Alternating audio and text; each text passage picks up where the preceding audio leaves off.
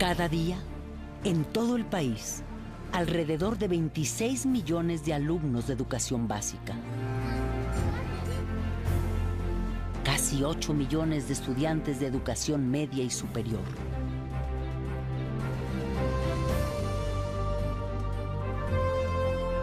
y 2 millones de maestros de todos los niveles protagonizan la hazaña de la educación pública mexicana.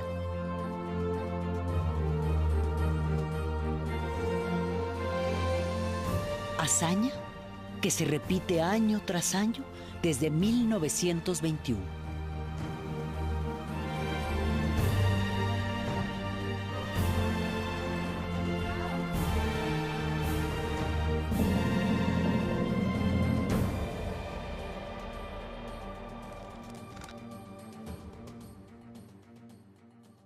Que pues yo no soy millonario para dejarles su futuro asegurado. Lo único que les puedo dejar es los estudios. Yo quiero que tenga una carrera, que tenga las oportunidades que nosotros no teníamos. Que no vivan pues en la ignorancia como uno. Sus diccionarios, ustedes quiero... El pilar de este esfuerzo a lo largo de los años ha sido el artículo 3º constitucional surgido en 1917. La educación que imparte el Estado debe ser gratuita y laica.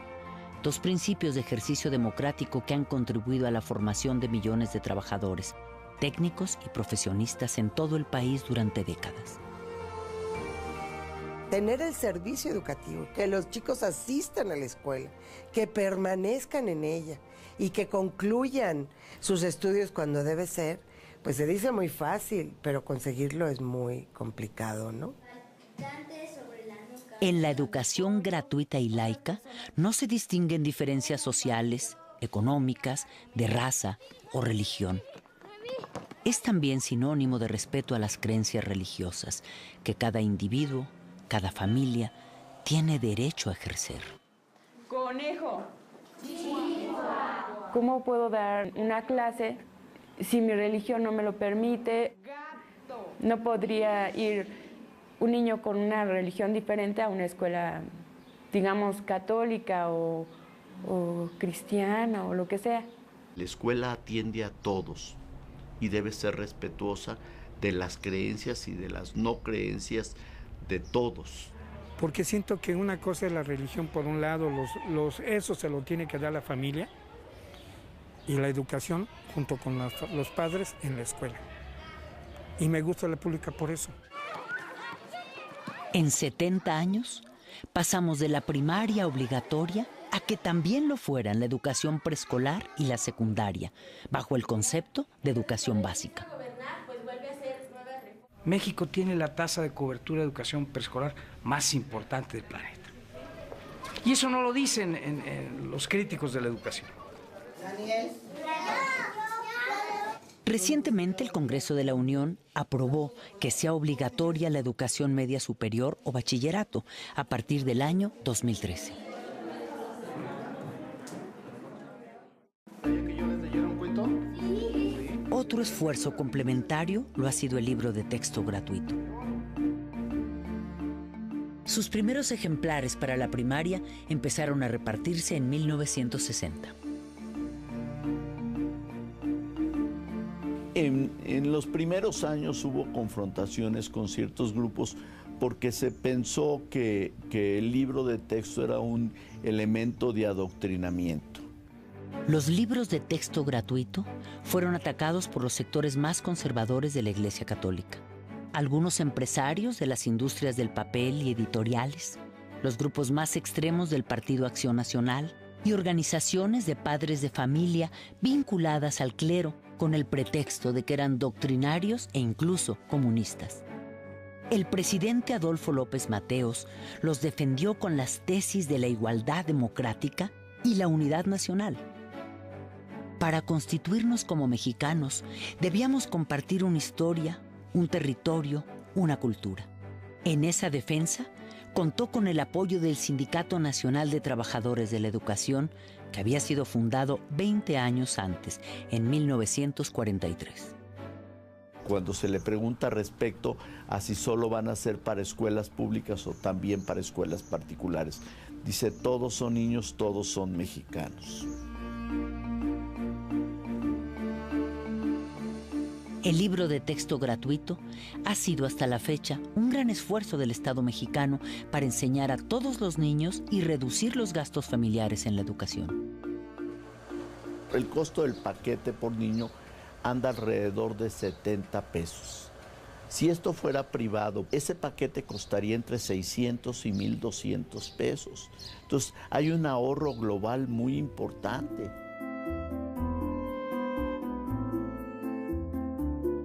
La escuela pública mexicana, la universidad pública, han sido el semillero de quienes han luchado por la transformación de México, entre quienes se encuentran personajes de gran trascendencia, hombres y mujeres como Octavio Paz, Premio Nobel de Literatura, Alfonso García Robles, Premio Nobel de la Paz, Adolfo López Mateos, maestro, presidente de la República.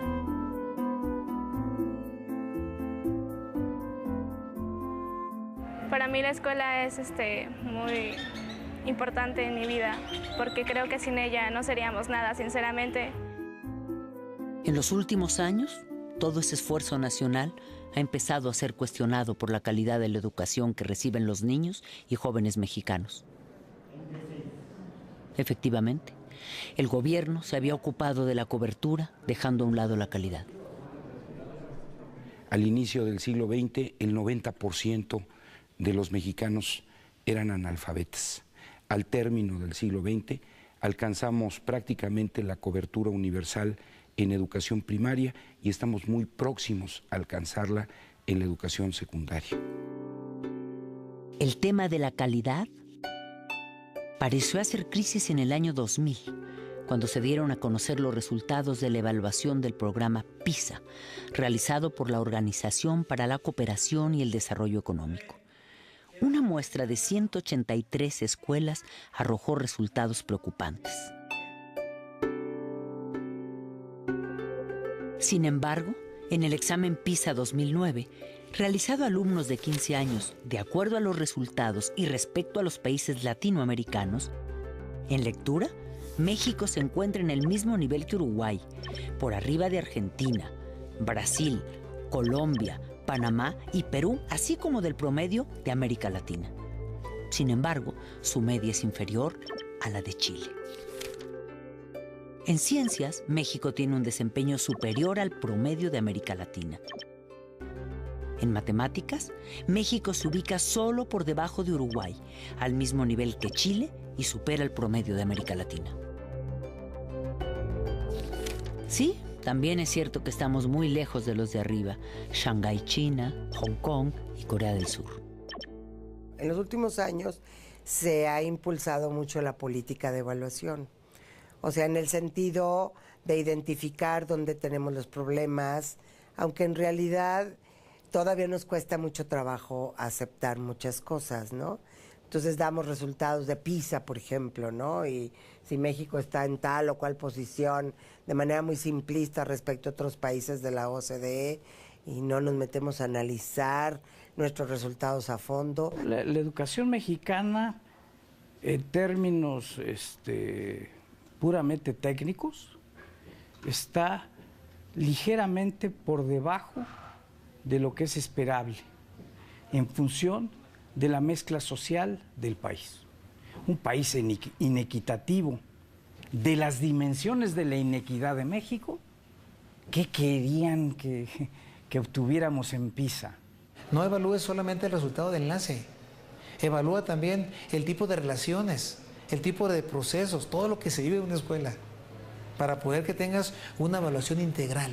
La calidad educativa, para ellos es importante la calidad educativa, pero ellos no se dan cuenta de todos los problemas y carencias que hay dentro de un salón de clases, ¿no? Desde el alumno que a lo mejor su mamá no tiene para traerlo a la escuela, desde el alumno que viene arrastrando con las problemáticas de los papás y que llegan a la escuela llorando y maestra me pasó esto. Entonces, ¿cómo voy a pedirle yo al niño que aprenda de la misma manera que un niño que tiene a sus papás con ellos, que no tiene carencias? Más 14. Hay mucho trabajo detrás de cada cantidad. Entonces me gustaría más que centrar a esas escuelas y ver que a veces un 6 en un alumno implica un reto muy grande. Y para los de fuera decir un 6 dices panzazo, pero desde dentro ese 6 es más que un 10. 11. ¿Ese resultado? Entonces vámonos con la otra. ¿Qué operación tienes que hacer? ¿Qué operación tienes que hacer? ¿Una qué?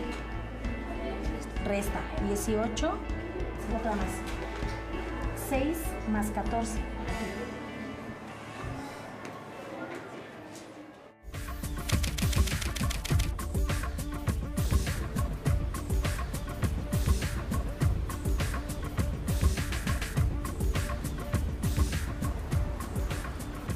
Somos la economía número 14 entre las 20 más grandes del mundo, pero tenemos 52 millones de pobres. Una pobreza que ha ido en aumento. Tenemos todavía una sociedad muy desigual, condiciones de pobreza en más de 50 millones de mexicanos, y esta pobreza alcanza desde luego también a muchas regiones, a nuestros niños y a nuestros jóvenes que se están preparando.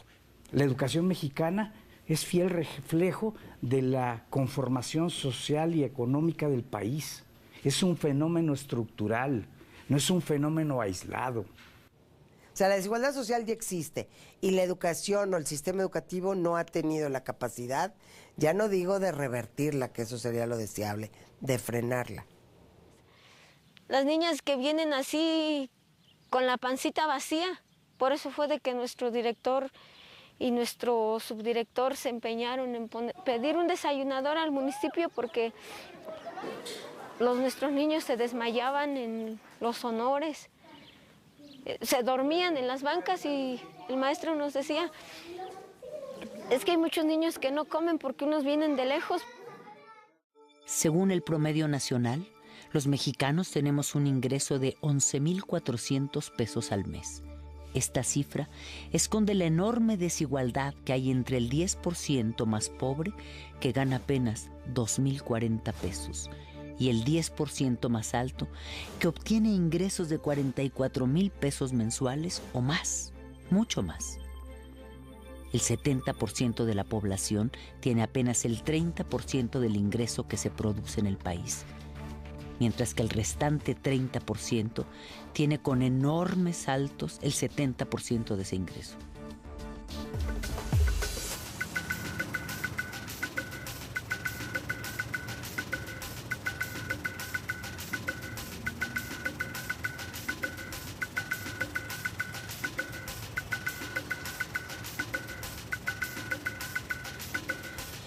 De acuerdo al Instituto Nacional de Estadística y Geografía, el INEGI, de nuestra población económicamente activa, un 29%, 14 millones de personas, trabaja en la economía informal.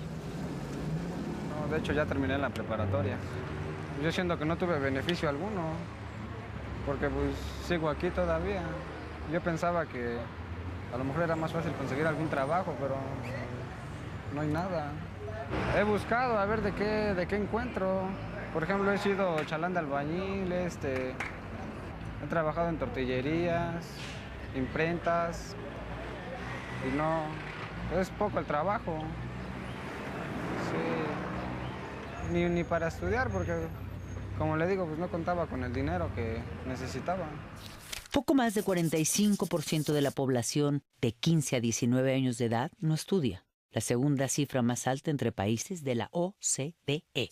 Para estudiar pues tiene uno que tener los recursos, ¿no? Y las posibilidades, cosa de que muchos no tenemos. Dejé de estudiar porque pues necesitaba trabajar también, ¿no? Pues porque no, yo estaba estudiando pero pues ya no y pues es muy difícil, ¿no? Yo terminé la secundaria y esperé un año para entrar a la prepa y en ese año estaba buscando trabajo como técnico en contabilidad y bien poquito acá. Y como le digo, no, nada de prestaciones, nada de eso, nada. Mucha gente que cree que prefiere decir, no, pues mejor me voy a la calle a vender dulces, ¿no? O a limpiar parabrisas, porque pues ¿de qué me va a servir estudiar si después no voy a encontrar trabajo? Sabemos que hay programas compensatorios, pero estos no llegan a toda la población que los necesita y sus montos no resuelven el problema. La deserción empieza con las carencias en el hogar. Muchas familias necesitan que sus hijos se pongan a trabajar lo antes posible, como sea. Primero está la sobrevivencia. Por ejemplo, ahorita que es el tiempo de siembras, pues le van a ayudar a los papás a tapar el maíz o a tirar abono. Mis padres me dicen que le eche muchas ganas, que puedo salir adelante.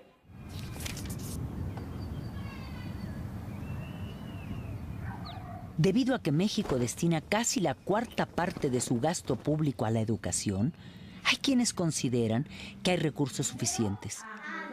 Pero tan solo en los últimos 6 años, la economía mexicana ha crecido apenas al 2% anual. Ha aumentado la cobertura en educación media superior y en educación superior. Por ello, en términos reales, el presupuesto educativo no ha crecido para hacer frente a las necesidades que el esfuerzo de calidad requiere. La Organización para la Cooperación y el Desarrollo Económico parece no coincidir con que haya recursos suficientes para la educación. De acuerdo con su reporte educativo 2010, México invierte 5.7% de su Producto Interno Bruto en educación, más que Brasil, con 5.2%, pero menos que Chile, con 6.4%.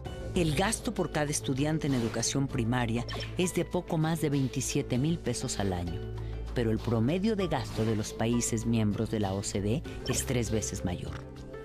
Por cada alumno en secundaria, México gasta al año 29,000 pesos, mientras el promedio de los demás países de la OCDE es 3 veces mayor. A los estudiantes de educación superior se destinan casi 90,000 pesos por alumno al año, pero el promedio de la OCDE es casi el doble que el de México.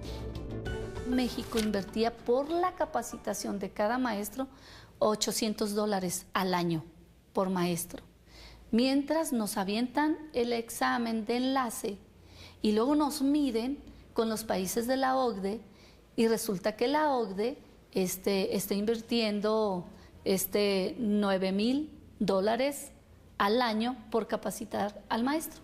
De ese tamaño la diferencia.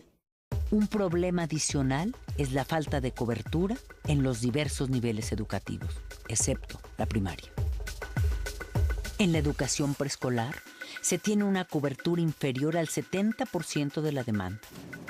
La cobertura en educación secundaria alcanza el 90%.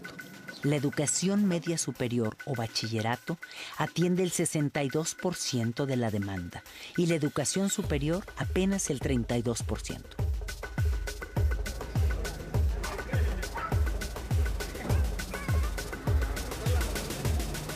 Las opciones se las dan a otros y no entran casi todos. La opción que quiere la primera casi muchos no se quedan. Yo quería diseño automotriz, con algo así de carros y todo eso, no. ¿Qué pasó? Pues es que no, los gastos eran muchos.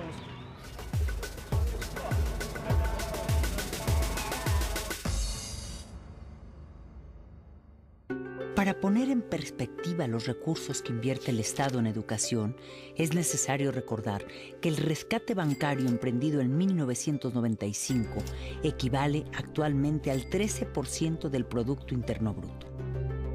Su monto asciende a 1.7 millones de pesos, cantidad equivalente a lo que, de acuerdo al presupuesto de 2011, el gobierno federal destinaría a los programas de combate a la pobreza en los próximos 60 años.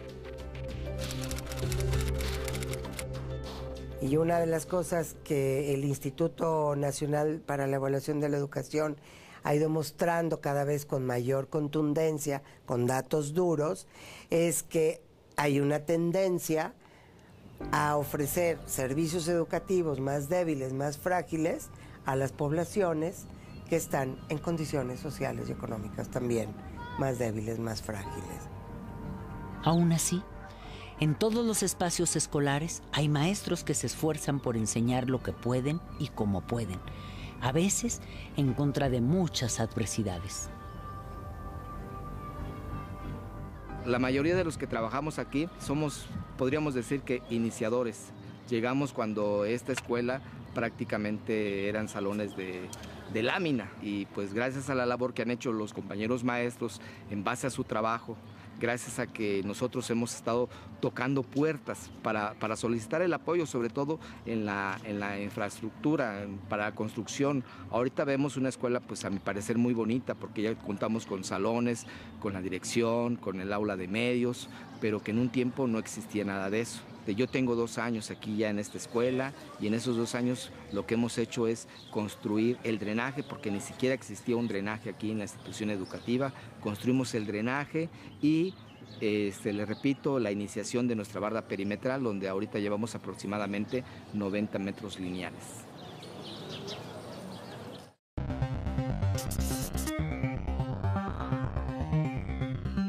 Para elevar la calidad de la educación en el mundo globalizado, es imprescindible el uso de las tecnologías de la información, en particular Internet.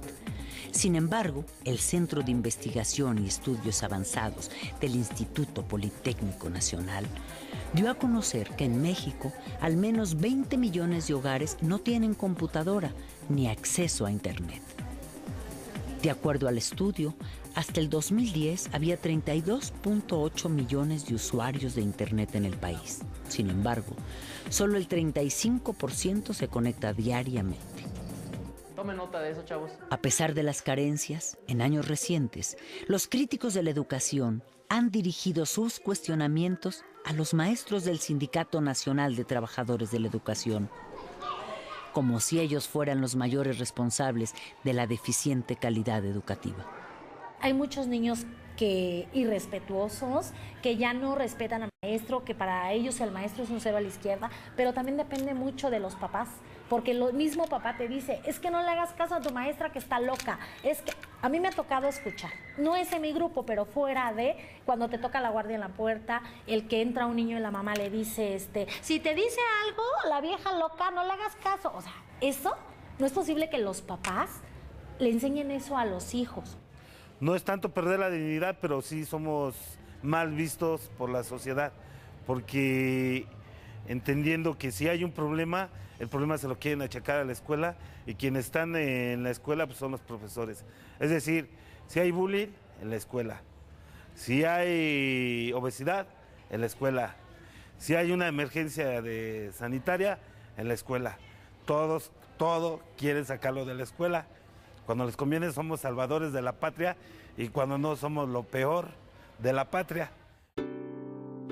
Aproximadamente el 90% del presupuesto gubernamental anual de educación corresponde a sueldos y salarios, pero no todo ese dinero es solo para maestros.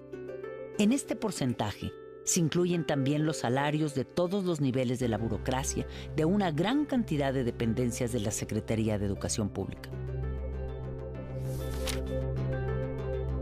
Es una labor muy noble, ¿sí? Trabajamos con recursos humanos, trabajamos con corazones, trabajamos con niños y jóvenes, que finalmente son el futuro de una sociedad. Y desde mi punto de vista, no creo que el salario de un maestro corresponda a lo que realmente el maestro está desempeñando en su aula. Le puedes pagar al maestro por horas de trabajo, pero no me parece que le estés pagando, o le estén pagando, o nos estén pagando por el nivel de responsabilidad en el aula, ¿no? El ingreso de un docente, ahorita en jornada ampliada, porque esta escuela es jornada ampliada, es otra modalidad, 5,100 a la quincena más o menos. Que la proporción mayor se va a nómina, y eso ha sido producto de un proceso de resarcimiento salarial del gremio magisterial, lo cual es muy importante, ¿verdad? O sea, yo creo que si queremos tener buenos maestros, tenemos que tener que estén bien pagados los profesores, pero no basta eso. Ahora bien, hay que recordar que todavía en 1989 los maestros ganaban entre 1 y 1,5 salarios mínimos en promedio al mes. Recordamos aquí unas palabras del reconocido e innovador pensador de la educación, Paulo Freire. La lucha de los profesores en defensa de sus derechos y de su dignidad debe ser entendida como un momento importante de su práctica docente. El combate en favor de la dignidad de la práctica docente es tan parte de ella misma como el respeto respeto que el profesor debe tener a la identidad del educado, a su persona, a su derecho de ser. Todos estaremos siempre de acuerdo en la necesidad de mejorar la calidad de la educación, pero esta pretendida calidad tiene muchos componentes que rebasan al aula en nuestra compleja realidad nacional. ¿Sí es lo mismo?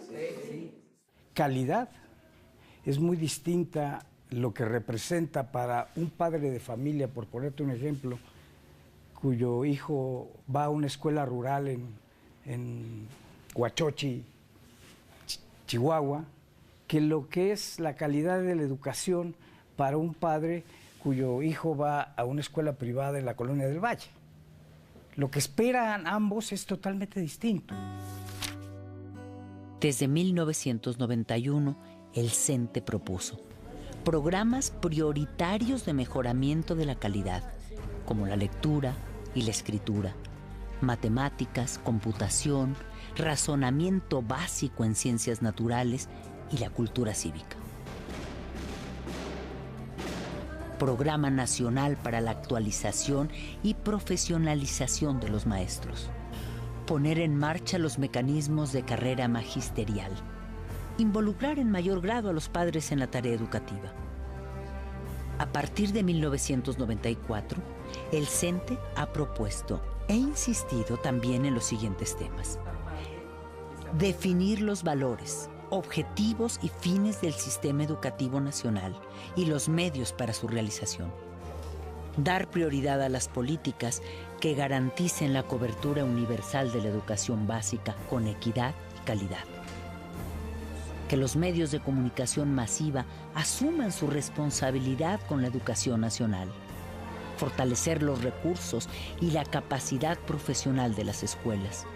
Canalizar, estimular y regular la participación social.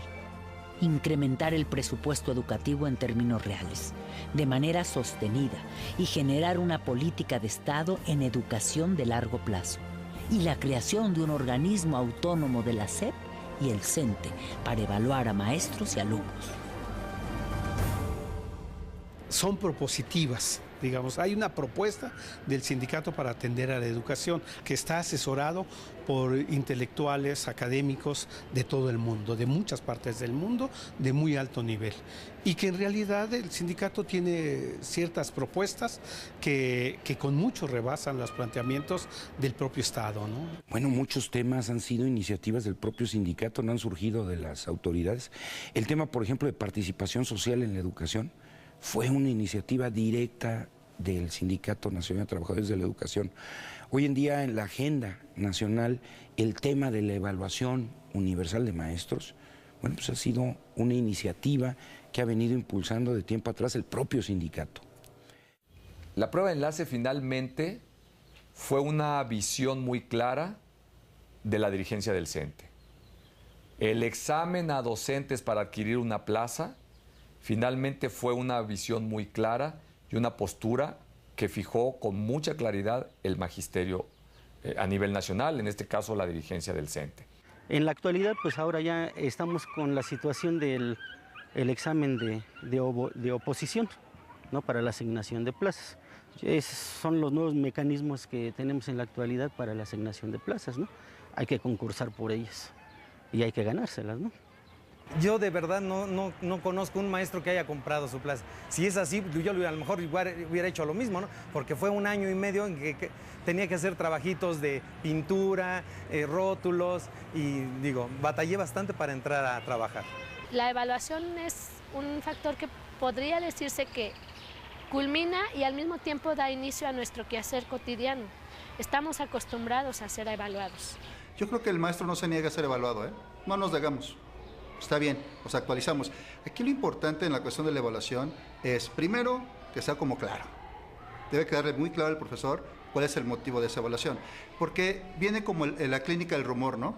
Donde te van a correr, te van a quitar la plaza, te van a... muchas cosas. Entonces sí me parece que no nos debemos ser evaluados, sí la parte de la información primero. Debe quedar claro en qué consiste la evaluación, para qué se te va a evaluar y cómo se te va a evaluar. Y digo yo, bueno, si va a ser para mi bien, pues adelante, ¿no? Yo para ver en qué tengo yo que mejorar, o en qué estoy bien y qué es lo que me hace falta. Yo creo que después de la evaluación que estamos en este momento instalando para nuestros maestros, tendrá que venir la evaluación también de las autoridades, incluyéndonos quienes encabezamos estas tareas a nivel estatal, porque todos debemos estar sujetos a ese balance y a esa rendición de cuentas ante la sociedad. Creo que los maestros tienen una cultura de evaluación tanto para ellos como para los alumnos. Faltaría el sistema educativo, sus funcionarios, porque puede no haber secretario de educación, inclusive, y el sistema educativo avanza. Y eso es basado al esfuerzo y el profesionalismo que tienen los maestros de México. En 2002, los diputados emanados de las filas del CENTE impulsaron la ley para que el gobierno federal y los estados garanticen una inversión del 8% del Producto Interno Bruto en educación, incluyendo un 1% para investigación científica y tecnológica.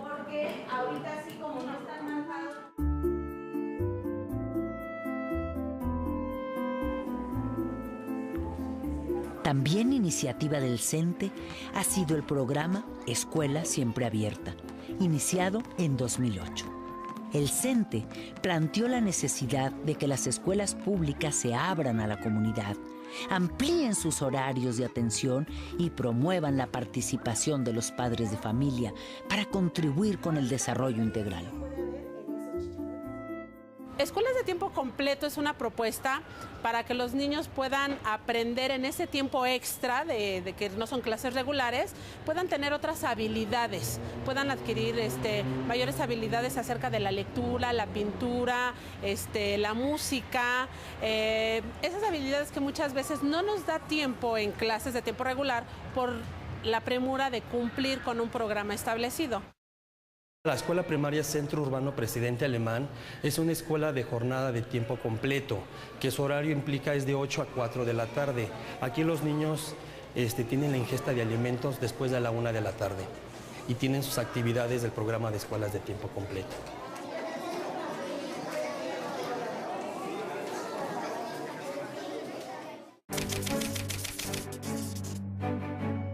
Los esfuerzos por la calidad empiezan a rendir frutos. Sin duda, un logro importante es el programa Escuelas de Calidad, en el que tienen una responsabilidad directa maestros, directivos de las escuelas y padres de familia. Desde el programa Escuela de Calidad es la mejora de la escuela, ¿no? Partir de un diagnóstico, partir de necesidades específicas del aula, de la infraestructura, de la capacitación de los maestros, y a partir del diagnóstico elaborar un plan de trabajo que vaya favoreciendo o beneficiando para mejorar las necesidades, ¿no? El primer resultado que yo pudiera decir es que la escuela planifica. Ese es un gran cambio. El hecho de que la escuela planifique, estar consciente de dónde está y visualizar cómo quiere estar a 5 años, es un gran avance. Si el centro lo traslada a la escuela, donde están los alumnos, que son nuestros principales usuarios destinatarios, donde están los profesores, los principales actores del proceso educativo y los directores que lideran que ese proceso educativo suceda. Para participar en este programa, los directivos, maestros y padres de familia diseñan su programa estratégico de trabajo y lo proponen a la SEP, quien lo autoriza para darles recursos adicionales. Esto hace que nos esforcemos un poquito más precisamente para lograr ese objetivo que tenemos en preparar mejor a los jóvenes, desde los pequeños hasta los jóvenes. El resultado del plan de trabajo escolar es evaluado cada año por la SEP. Hasta ahora, son una minoría las escuelas que participan en el programa, poco más de 45,000, pero van en aumento. Sin embargo, de nueva cuenta, algunos sectores empresariales y sociales han emprendido un ataque sistemático contra los maestros, intentando hacer que la sociedad los considere los culpables de la calidad educativa que se tiene. El interés por buscar la forma de privatizar la educación como una forma de llevar la educación al mercado, que es la tendencia en un régimen que está guiado por el libre mercado y el neoliberalismo, ¿no? Buscar que aquello que es función del Estado sea función del mercado y obtener la ganancia que corresponde, ¿no? Pero ahí no necesariamente estamos hablando de calidad de educación. Si la educación pública se subrogara, representaría tan solo en la educación primaria un monto de 700,000 millones de pesos anuales. Como es actualmente, directamente la Secretaría de Educación Pública, ese presupuesto se distribuye entre los docentes del Estado. Si eso se cambia el modelo y se hacen escuelas subvencionadas, ese mismo presupuesto va a pasar a los dueños de las escuelas y van a ser los mismos maestros, porque no tenemos otros. Y van a ser los mismos directores, porque no tenemos otros. Y van a ser las mismas escuelas, porque no tenemos otras. Lo que pasa es que van a administrar otros. Y esos son los que van a recibir la ganancia de este modelo. Hasta ahora, a pesar de todos los estímulos que recibe, la educación privada solo atiende a poco más de 12.9% de la demanda educativa a todos los niveles.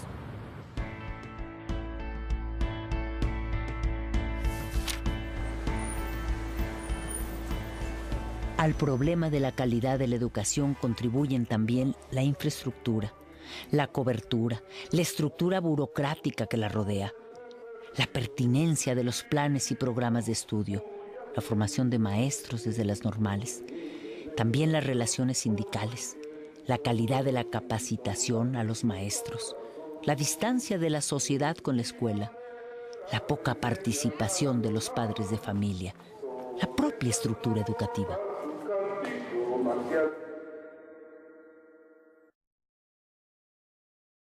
Tenemos que recuperar el respeto por la escuela. El sistema educativo no se cae porque hay decenas de miles de maestros que hacen bien lo que tienen que hacer con lo que tienen. Ojo. Hoy en día, el maestro es pisoteado por todos. Padres, autoridades, entre nosotros mismos. Hemos perdido, los niños obviamente, ahora los docentes, creo yo, están considerados como nanas de los niños, o es como los padres quieren verlos. Nos están dejando la responsabilidad a nosotros de la educación de los niños, y la educación se da en casa. Aquí vienen a aprender conocimientos y otro tipo de cosas. Sin duda, hay un amplio interés por la calidad de la educación y un debate permanente al respecto. ¿Cómo ponernos de acuerdo en los cambios estructurales que se requieren? ¿Cómo lograr una reforma educativa de gran calado?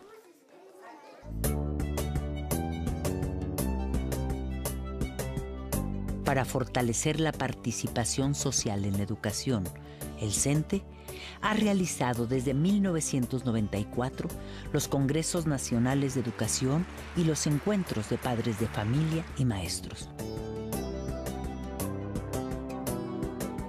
En ellos han participado especialistas y personalidades de muy diversas disciplinas para hablar sobre el valor y el futuro de la educación.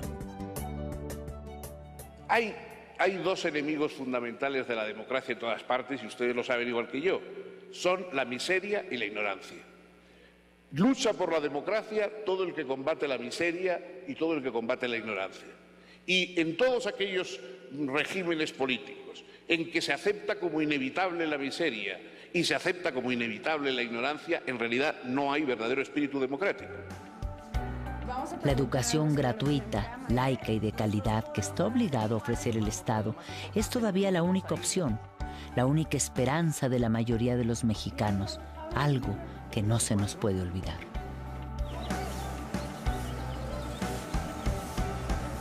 De ahí que la profunda transformación que la educación reclama dependa de que todos estos actores cobren conciencia de que con su participación creativa y constructiva estén dispuestos a encontrar las coincidencias para lograr objetivos compartidos.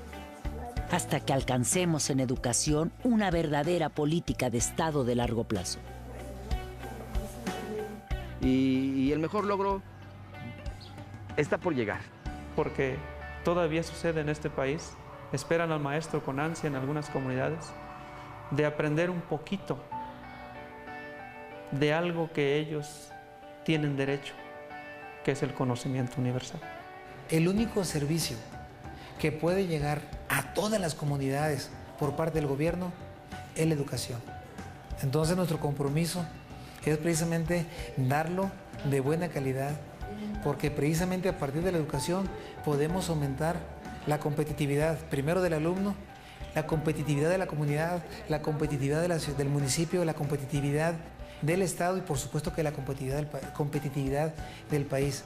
Cuando la señora de enfrente de esta institución educativa me dice, ya mis 2 hijos están en el poli, y que esos alumnos son egresados de esta institución educativa, donde pues, las condiciones al parecer no es para llegar a tanto, pues la verdad es que yo vengo luego y lo comparto con mis maestros. Es una motivación para mí y para ellos el transmitirles eso de los logros, porque son los árboles que nosotros poco a poco estamos sembrando, ¿sí? Para mí un niño que reprueba, que va mal, es un fracaso para mí, no para el niño, sino para mí, porque no tuve los elementos necesarios para que pudiera aprobarlo, ¿no? Cuando los niños salen bien, es un gusto. Y eso creo que no lo puedo yo cambiar con nada.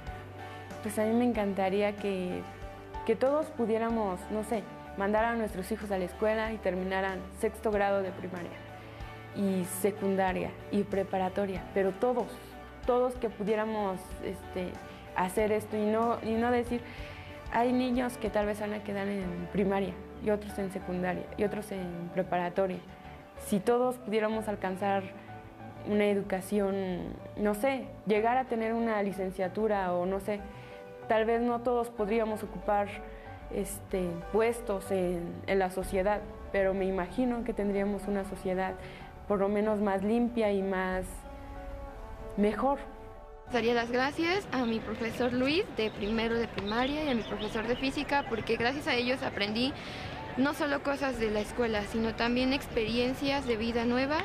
Y más allá de ser solamente el maestro que estaba parado frente a ti, era un amigo, era una persona, era muy humano. Yo me siento feliz de haber estado aquí en la escuela pública y pues sí siento que esto me impulsó a llegar a la UNAM, porque bueno, de cierta forma aprendes muchas cosas, no son tanto los conocimientos, sino cuestiones de otros aspectos, no éticos, cuestiones de vida. Yo creo que sí tengo mucho que agradecerles y finalmente el fruto de todo eso es que estoy aquí en la universidad, en Ciudad Universitaria y en la UNAM, ¿no?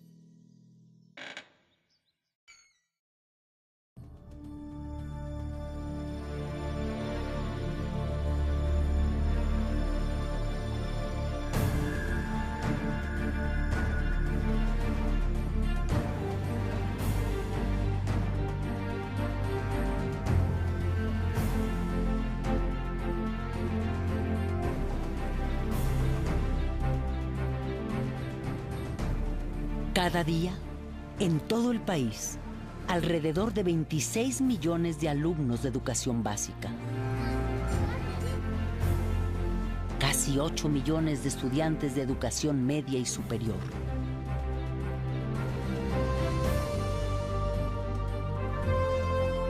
Y 2 millones de maestros de todos los niveles protagonizan la hazaña de la educación pública mexicana.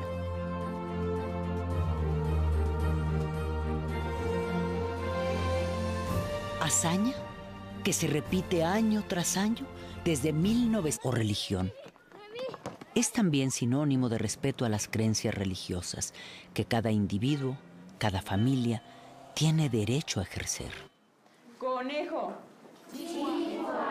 ¿Cómo puedo dar una clase si mi religión no me lo permite? Gato. No podría ir un niño con una religión diferente a una escuela, digamos, católica o cristiana o lo que sea.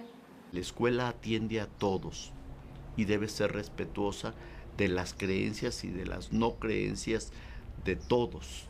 Porque siento que una cosa es la religión por un lado, eso se lo tiene que dar la familia, y la educación junto con los padres en la escuela.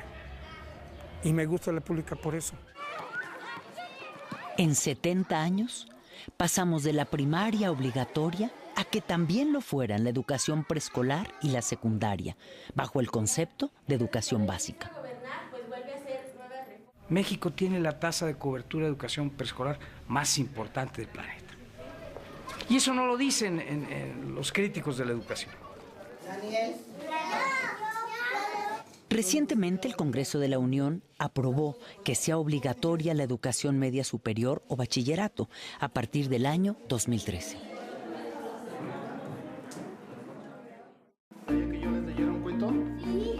Otro esfuerzo complementario lo ha sido el libro de texto gratuito.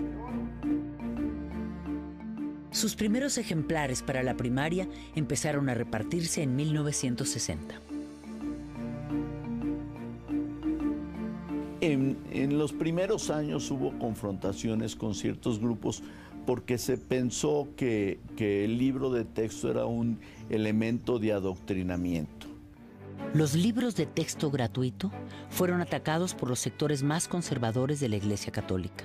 Algunos empresarios de las industrias del papel y editoriales, los grupos más extremos del Partido Acción Nacional y organizaciones de padres de familia vinculadas al clero con el pretexto de que eran doctrinarios e incluso comunistas.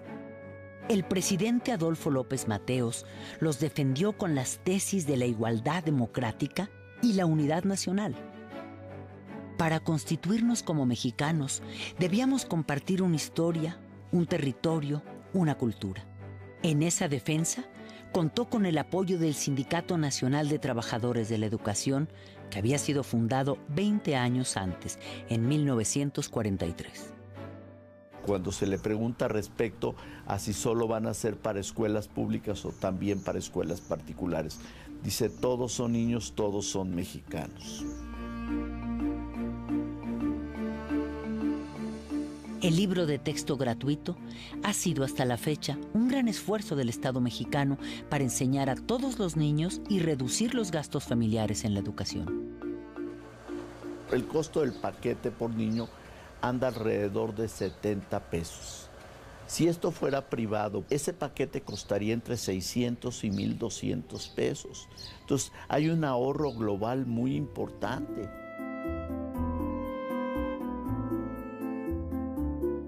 La escuela pública mexicana, la universidad pública, han sido el semillero de quienes han luchado por la transformación de México, entre quienes se encuentran personajes de gran trascendencia, hombres y mujeres como Octavio Paz, Premio Nobel de Literatura, Alfonso García Robles, Premio Nobel de la Paz, Adolfo López Mateos, maestro, presidente de la República.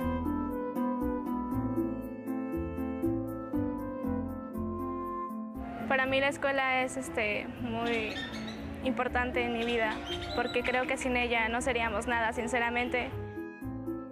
En los últimos años, todo ese esfuerzo nacional ha empezado a ser cuestionado por la calidad de la educación que reciben los niños y jóvenes mexicanos. Efectivamente, el gobierno se había ocupado de la cobertura, dejando a un lado la calidad. 121.